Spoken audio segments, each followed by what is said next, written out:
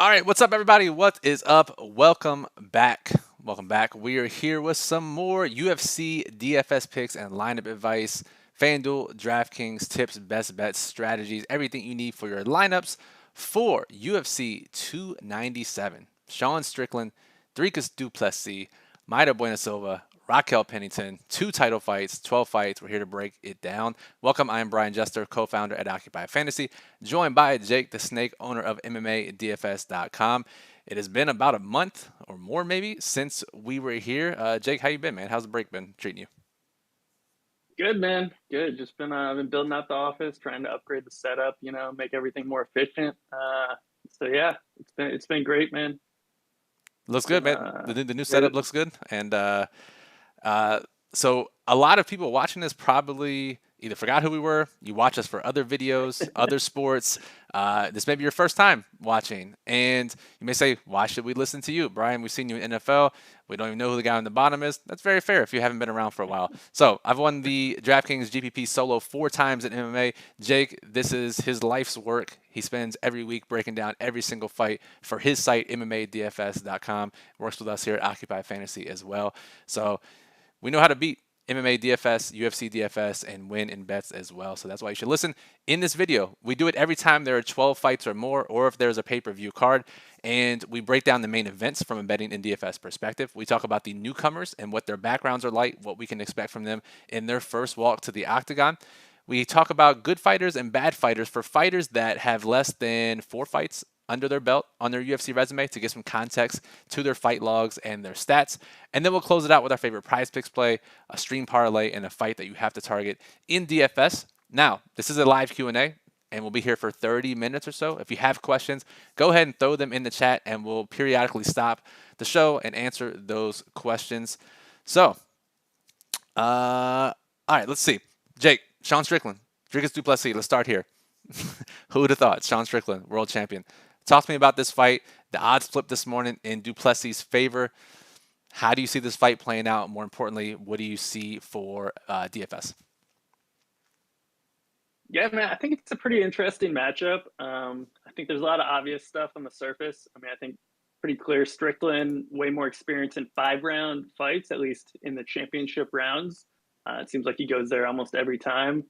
Been in a ton of 5 round decisions in the past. He's gone 4-1 in 5 round decisions. He would have been 5-0, but he lost a split decision to Jerry Cannonier, which a lot of people thought he won. So could be undefeated in decisions.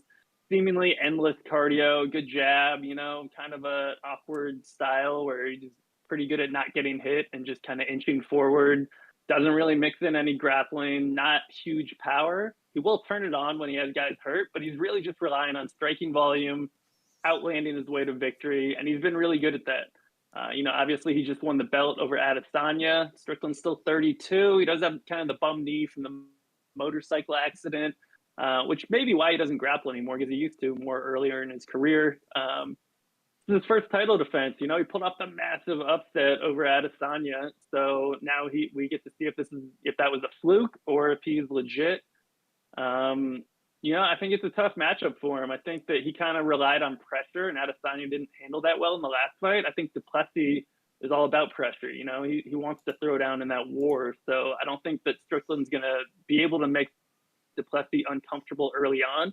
I think du Plessis is more the finishing threat in the opening rounds of the fight, but he's never been to the championship rounds in his career, so we don't really know what his cardio looks like late in the fight. There's been a lot made about of him looking tired, bad visuals. And that was before he had nose surgery, where he basically said he couldn't breathe out of his nose at all leading up to his last fight.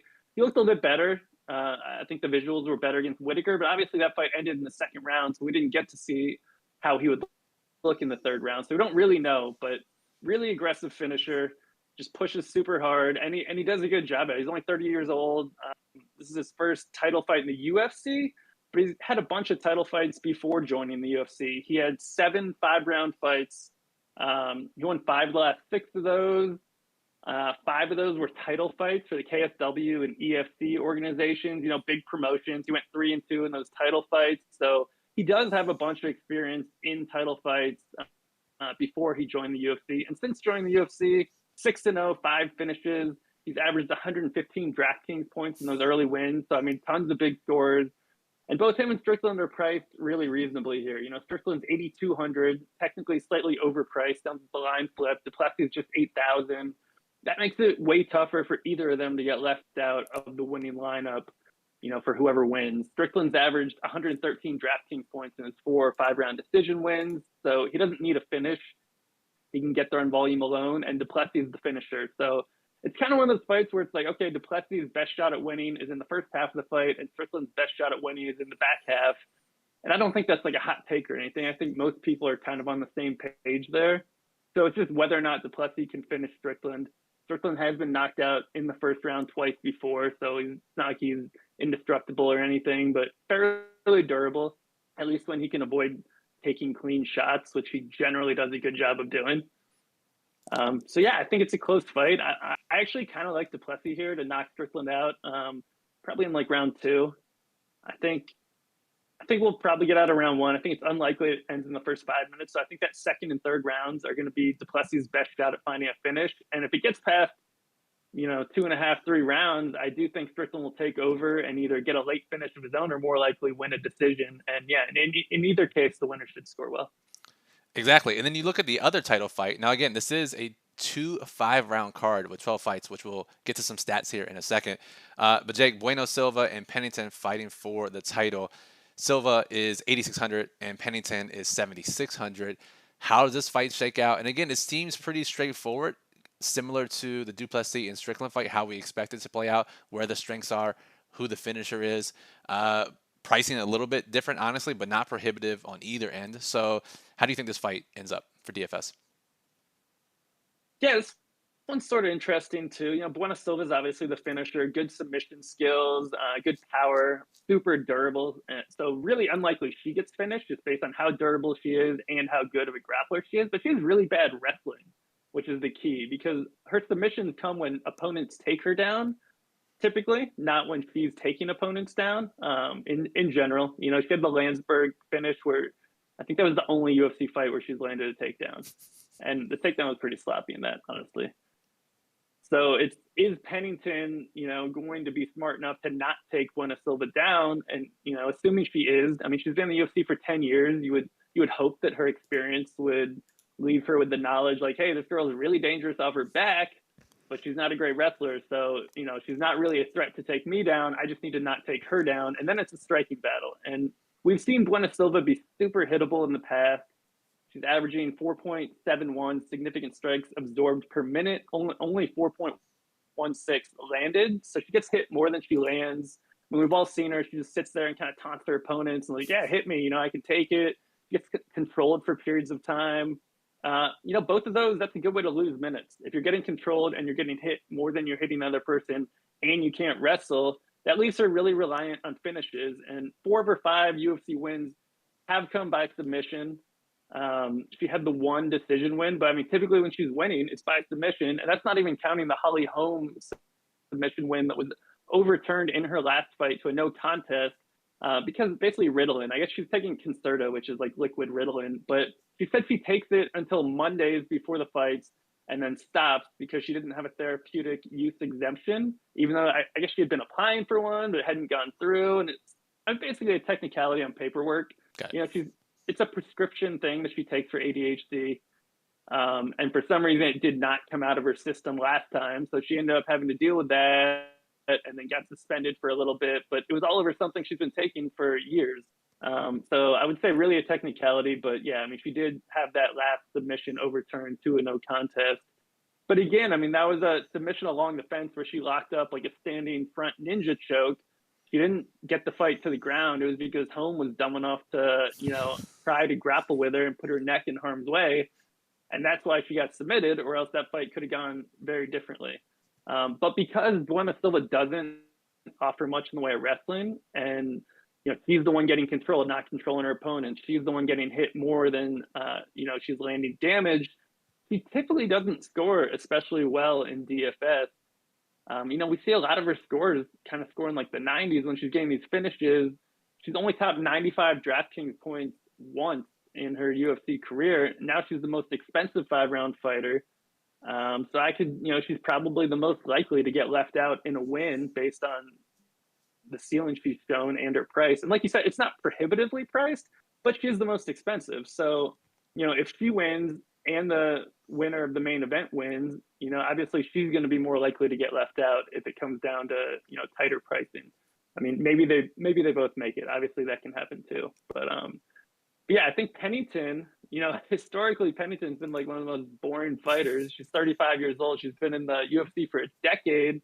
This is her second 5-round fight. The other one was for the belt in 2018 against Amanda Nunes, and she got finished in the 5th round via TKO in that fight, and basically never scores well, like ever. Like I think it was the last time she scored well, like 2015. Other than the one submission win over Macy Casson, who took the fight on short notice. So I'm kind of throwing that one out. But I mean, historically, Pennington has not been a big DFS producer, which is why her ownership is always low and why it projects to be low again, even though it's a good matchup for her to rack up strikes and control time.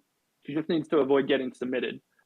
So, as the cheapest 5-round fighter and the lowest owned 5-round fighter, and probably in the best matchup, I think you have to look at Raquel Pennington, which is crazy to say as a great tournament option here because she has everything going for her, and people won't want to play her because she's always been a growth play.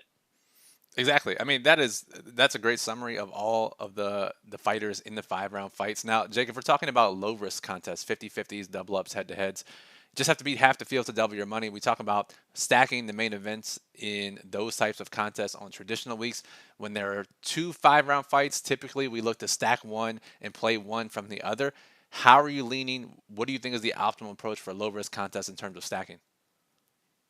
Yeah, I think it's pretty straightforward. I mean, you stack the Strickland to Plessis fight, and you play Pennington and leave out Bueno Silva. I mean, I think that's the move. I agree. Now, when we're talking about tournaments, for those who have been longtime listeners and viewers of the show, they know that typically we're looking at optimally playing one 5-round fighter in tournaments when there are 2 5-round fights on the card in terms of uniqueness and differentiation and just pure optimal probabilities. I know that's changed a little bit here, Jake, in the most recent months. But what do you think is the optimal approach for tournaments in terms of how many 5-round fighters, favorites versus dogs you want in your lineups? If you're playing the large field GPPs, now if you're playing smaller GPPs, you can play both. It gives you a high floor and even a high ceiling outcome. You're not as worried about dupes in those smaller GPPs, less than 500 players. But let's say for 20 max, 150 max, what do you think the right move is here?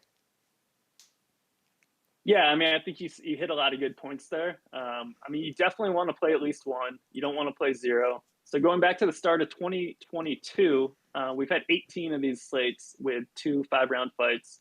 One of them had 0 5-round fighters in it, and it was a unique winner. But that hits 6% of the time. So it's a super super high risk thing, and especially when you have everyone, appropriate or reasonably priced here, it's even harder for that to happen. Right. So I think you definitely want to play a minimum of one 5-round fighter. So of the other 17, 8 of them had exactly one 5-round fighter in it. And the average split in those was 4.5, and 9 had 2 5-round fighters, and the average split was 13. So basically 3 times higher split when you play 2 versus 1. So a strong argument for playing exactly one if it wins almost the same, 44% versus 50% of the time. So basically a coin flip as to, which one hits more often, but the split is 3 times higher when you play 2. So if you play 2, you got to get unique elsewhere. And for sure, the most profitable long-term strategy is to play exactly one 5-round fighter.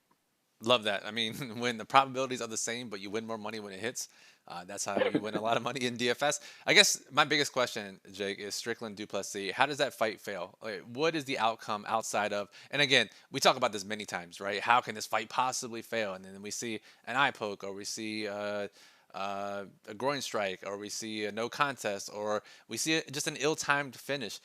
What do you think is the most likely way this plays out? Because it's likely going to be up tempo regardless. So how does this fight get left out of the optimal lineup when both guys are 8K and 8,200?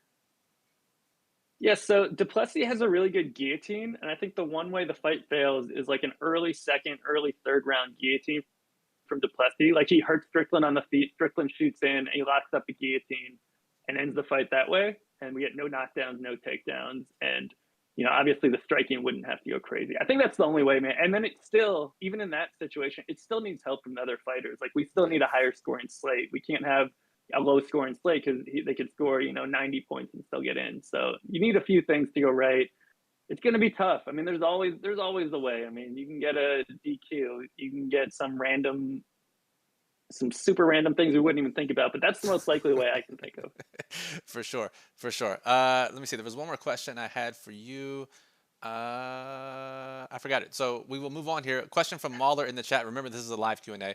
He says, besides the main event, do you see any other fighters being the optimal captain choice in those captain contests on DraftKings, or maybe FanDuel as well for those playing FanDuel? If you're thinking outside the main event and you're thinking the final few fights of the night for the captain contest on DK, who do you think is the best captain option, Jake? Yeah, I think there's a few guys. We mentioned some of them in the plug, but I really like Jourdain here. He's shown a really high ceiling in late knockouts earlier in his career where he could score like 115, 120 points. I think it's a really good matchup for him, man. Obviously, he's got terrible wrestling, but he's going against a pure striker in Woodson. And I don't think Woodson's really been tested. So even though Woodson has never been knocked out, I think that it's a pretty good spot for Jourdain to get a late knockout. If that happens, he's shown a really high ceiling in those situations. So I really like him for his upside, but he needs a knockout to get there for sure. Absolutely. All right, moving on. Again, if you guys have questions, let's throw them in the chat. And I wanted to think of this other question, Jake, but it is not coming to me, so we will just move on. So let's talk about the two newcomers on the card. They're fighting each other. We have Siri City and Ramon Tavares. They fought each other on the Contender Series, the rare rematch in their first UFC fight. City and Tavares, talk to me briefly about their backgrounds, strength of schedule, fighting styles, what we can expect in this rematch. Yeah, so City's coming in 27 years old. He's the hometown Canadian guy. He's 10-1 with 8 finishes. Pretty well-rounded. Doesn't really stand out anywhere. Not crazy power, not crazy grappling, but he can kind of do it all. And it seems like he's getting better all the time. Like if you go back, I think I watched like his last 6 fights or something. Put on the first fight, not impressed. Put on the second fight, still not impressed. Put on the third fight, be like, okay, he's getting a little bit better, but still fighting a bunch of bums. And it's just like every fight he gets a little bit better, but the strength of schedule is super low. So it's kind of hard to know, like, is he getting better because he's fighting a bunch of dudes that are just terrible? Or is he getting better because he's actually improving? So he's already had 2 rematches in his career. This will actually be his 3rd one. He came back and landed knockouts in the second fight in both of those previous rematches, which I don't know if I guess that's good, but it also shows, like, are there just not many people in Canada for him to fight? Like, why is he doing all these rematches? But yeah, I think he's interesting. He's pretty high volume. He can chain wrestle. I mean, he already knocked out Tavares in round 1 on Contender Series, which in reality means nothing. We've seen these rematches and they never go the same way that they went the first time. But obviously that at least shows like that he can do it. It's possible. Doesn't mean it'll happen again. I mean, it probably means that something else will happen. But yeah, he found the guy's chin once. He's capable of doing it. It was a quick stoppage. So Dana brought Tavares back on, 5 weeks later in Contender Series. And as soon as he won that fight, he's like, all right, we're going to do the rematch now with you in City because that fight was stopped too fast. And I guess they really wanted to see it. But yeah, I don't know. I mean, City's sort of interesting, but he's definitely one of those guys like Nolan last week where it's like, he looks good, but he hasn't been fighting anyone. So is he going to be a fraud? We don't know yet. But yeah, I mean, he seems physically, he's big for the division, and he can do a bunch of stuff. He looks like he's in great shape, and he's got the hometown behind him. So, which he claims that he does well with pressure, which I mean, who doesn't? Like, no one's like, oh man, I'm scared shitless going into this one. Like, yeah, right. Basically, everyone says they thrive under pressure. Yeah, no shit. The other side of things, we got Ramon Tavares, 30 years old, 9-2 with 8 finishes. 8 of his last 9 fights ended in under a round and a half. 7 of those being stopped in the first round. Obviously, that all looks good for DFS. He's super aggressive, pushing forward constantly. Pretty much relies entirely on his boxing with occasional guillotines. Like, he trains at a boxing gym in Jacksonville, like a smaller place that I had never heard of before. He's got good power, good striking. You can tell that he's been working on his boxing, since he was like 15 years old. Chin's a little bit suspect, and he also has a super suspect strength of schedule. His last opponent before going on Contender Series was 5-5. And the guy before that was 30, 41, and 2, and it has now lost 15 straight fights. So like, come on, man, that's like the that's what you were fighting before you went on Contender Series. Right. Like, super suspect when you see that. He also missed weight by 0.3 pounds on his first Contender Series fights, and then he missed weight by 3.75 pounds yesterday. So not very disciplined, like habitual weight misser, and he's only like 5'8", so it's not like he's like huge and missing weight. He's just, I don't know, he just seems like he doesn't really know what he's doing. He's just there to knock dudes out. He's just very one dimensional brawler. We don't really know what his cardio is like because all of his fights have ended so quickly. Right.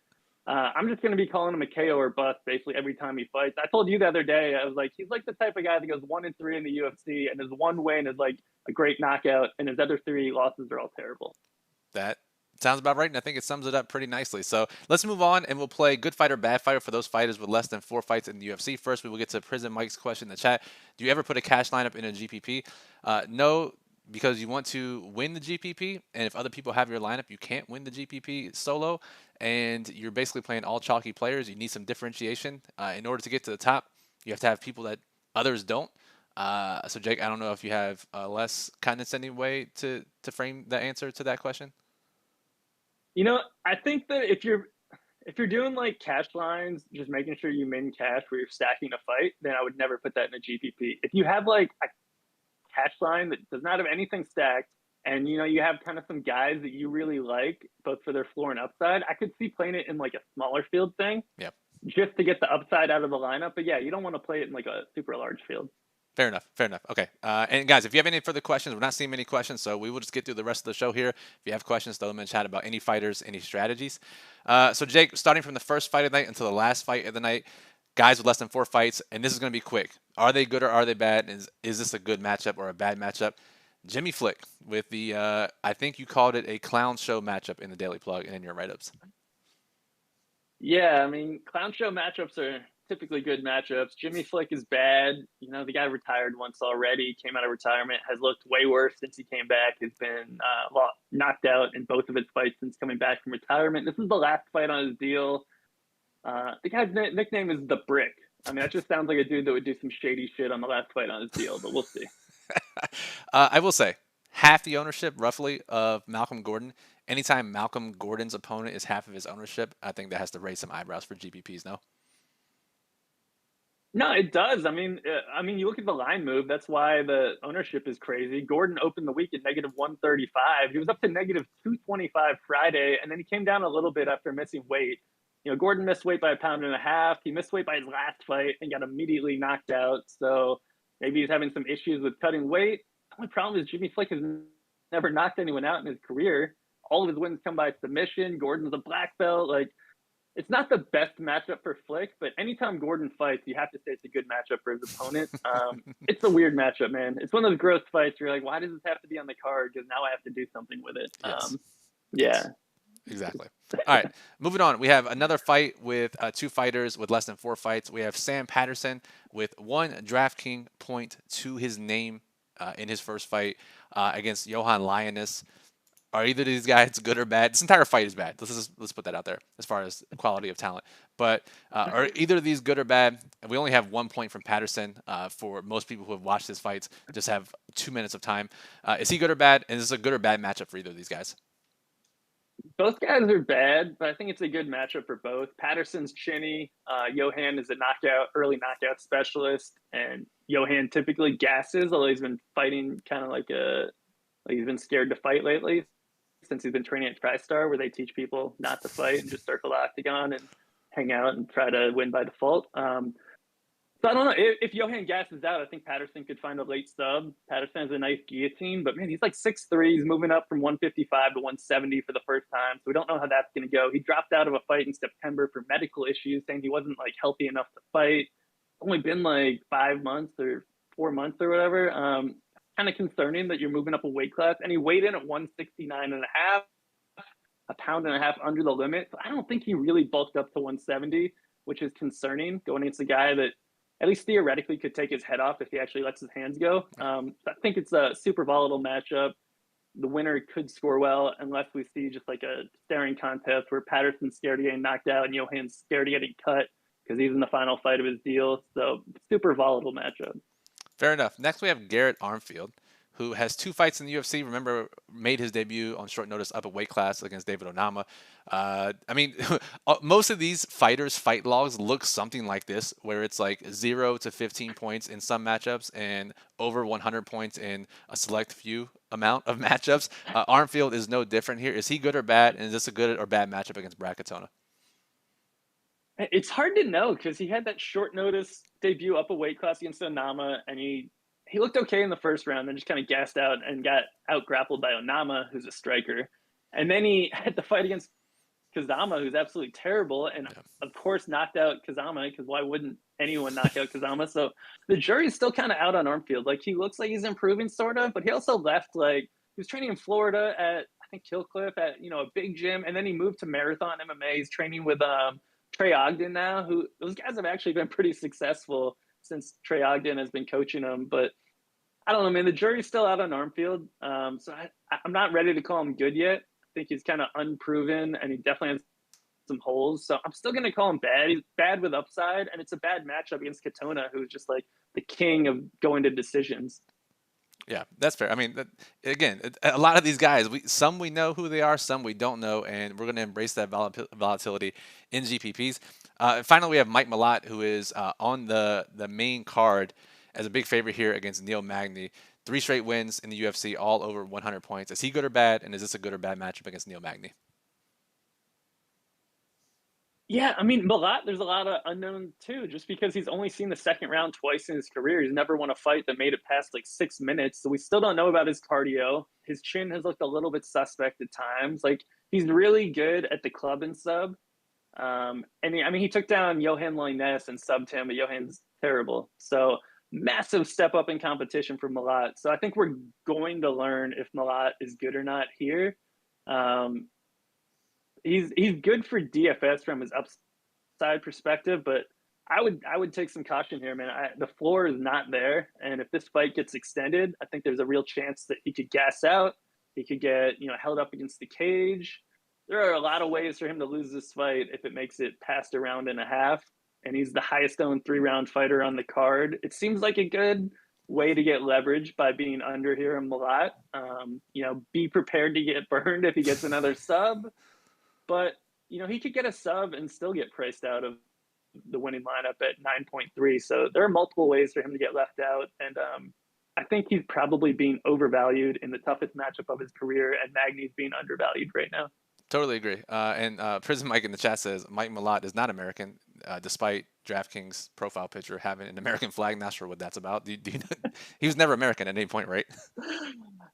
Well, they were probably confused because he was the striking coach at out in California at Oh, Team Alpha Male. So maybe they just like didn't look into the fact that he's from Canada. He's no longer even training in America. He's training up in Canada, but for a while he was affiliated with Team Alpha Male. So that's all I can think. Yeah, I don't know why they would think that. Super Canadian. yeah. All right. Moving on. Final 3 segments. We will go through these quickly. A couple questions in the chat. Sean Woodson or Marc-Andre Barriault for DraftKings. Jake, I know you like Charles Jourdain, so I'm going to assume you like Barriault more than Woodson, even though they are in different price tiers. Yeah, I like Barrio here, man. I think he can win a decision. I don't know if he's going to score enough to crack the optimal, depending on what the other underdogs do. But I do like Barrio here. Curtis has lost 5 straight first rounds in his fights. Habitual slow starter. Barrio, we saw him fight Eric Andrews in his last fight. And he tends to win close rounds. And yeah, I like Barrio here to squeak out a close decision. I think that's going to be a really good fight, honestly, though, between Curtis and Barrio. And I Me too. think it could go either way, but Barrio's super live, whereas I don't think Woodson is all that live. I think Barrio has a much higher chance of winning. Regardless of the implied odds, say it's like 38% for Barrio and 35% for Woodson. I think that there's a lot more of a gap between the two. Kevin says, is Priscilla Castueda worth a stab in a GPP? I think, Jake, we both agree that with her knockout power, she's more likely to get dominated on the map. Jazz Divizius is the highest ranked fighter in our model, but that doesn't eliminate the fact that Castueda is dangerous on the feet and could knock her out. Yeah, I mean, Cachoeira is always live. to get a knockout. And I think the fact that she bullied her way into making this 135-pound fight just like the day before, I don't even know exactly the timing. It was either the day before or like the hours before weigh-ins. She just like told Jasmine, she's like, yeah, we're gonna fight at 135 now instead of 125 as it was planned. So that definitely benefits Cachoeira because she's terrible at cutting weight, and Right. the extra weight might help her to keep the fight standing. If this fight stays standing, Cachoeira is going to look like she's like negative 400. All right, so there's your answer, Kevin. She is worth a stab in GPPs. The question in the chat is Mallet chalky. Mike Malott, is he chalky as well? Yeah, he's going to be the highest owned 3-round fighter we expect, probably approaching 40% ownership in DraftKings GPPs. All right. Prize Picks play, fight the target, and stream parlay of the week. Remember, if you're not signed up for Prize Picks already, you can do so with promo code OCCUPY. Get a 100% deposit match bonus up to $100. Parlay, whether it's UFC props that Jake likes or other sports using our OccuProp radar, whatever it may be. Prize Picks, get a free $100 bonus when you sign up using our promo code. Jake, what's your favorite Prize Picks play of the slate? Really like Raquel Pennington over 65.5 significant strikes. Like, just don't get subbed early on. I think we're going to see a high volume striking battle that likely goes the distance. Fair enough. Fight that you have to target in DFS. Whoever wins is likely to score extremely well. We have a few options here. We're going to exclude the main events, obviously, for entertainment purposes here. So what do you got? Yeah, I think a lot of people are going to look at Gordon Flick, and I think that is actually potentially a trap if Gordon just like grinds out a decision and scores like 80 points. I'm more interested in the Jazz Devicius Cachoeira because Yes. I think whoever controls where the fight takes place is going to look like they're negative 400 and have a really good shot at scoring well. I agree. Agree 100%. Finally, we'll close out with our stream parlay of the week. Remember, Jake puts his best bets on his site, MMADFS.com. Those that still remain at the end of the week, he puts in the daily plug at OccupyFantasy.com. In their stream parlay, I pick a leg, Jake picks a leg. We parlay it together. We print money sometimes. So for my side of the stream parlay, Jake, I'm going to go. It was in your betting sheet on your site. Chris Curtis wins by knockout in rounds 2 or 3. I believe it's plus 600 at FanDuel. And just like the odds in general, just based on the fight and the matchup. But when you hear Curtis talking about he wants a more exciting fight this time around, again, we know we can't trust fighters what they say outside of fights, but just to give a little bit of narrative to add to the odds as well. So Curtis by knockout in round 2 or round 3, that's my side of the parlay. Yeah, no, I mean, for sure. I think we actually can trust Chris Curtis when he says that because he's not the one that ever makes for a boring fight. You know, True. it's up to his opponent if they want an exciting fight. And I think Burial will want an exciting fight. So yeah, if Burial doesn't survive or if that fight doesn't go the distance, I do think it's because it's a Curtis late round knockout. He's like the king of late round knockouts. He always starts slow, which makes it where he either has to win both the later rounds or land a late knockout. I think like 8 of his last 10 wins have come by like knockouts. So yeah, I think that's a good bet at 6-1. And I'm going to go with a almost identical bet of Charles Jourdain round 2 or round 3 knockout, also at plus 600. Let's go the late knockout parlay. It's going to be plus 4,800. So 48-1. 48-1 for the rare double late round knockout parlay starting 2024 with a bang. So that'll do it for this video. We appreciate you all watching as well. Now remember, if you want that extra edge, we know that a lot of you are going to watch these free videos every week. You'll probably never pay for content. That is totally okay. That's why we do these videos. But if you want the extra edge, you want everything you could possibly know about how to beat MMA DFS from people who have done it, check out MMADFS.com where Jake writes up every single fight, breaks it down from a betting and DFS perspective every single week, has his premium content with early bets, projections, all kinds of prize picks plays, underdog, things like that. Go check it out at his site. OccupyFantasy.com, we have our model that ranks every fighter, FanDuel and DraftKings with projected ownership from Jake. The Daily Plug, which is a complete roadmap to the slate from all angles, and our lineup builder allows you to build up to 300 lineups on FanDuel and DraftKings using our optimal lineup criteria. Follow Jake on Twitter at DFS_MMA. I'm at Brian Jester FF, also at Occupy Fantasy. Thank you all for listening, and enjoy and good luck at UFC 297.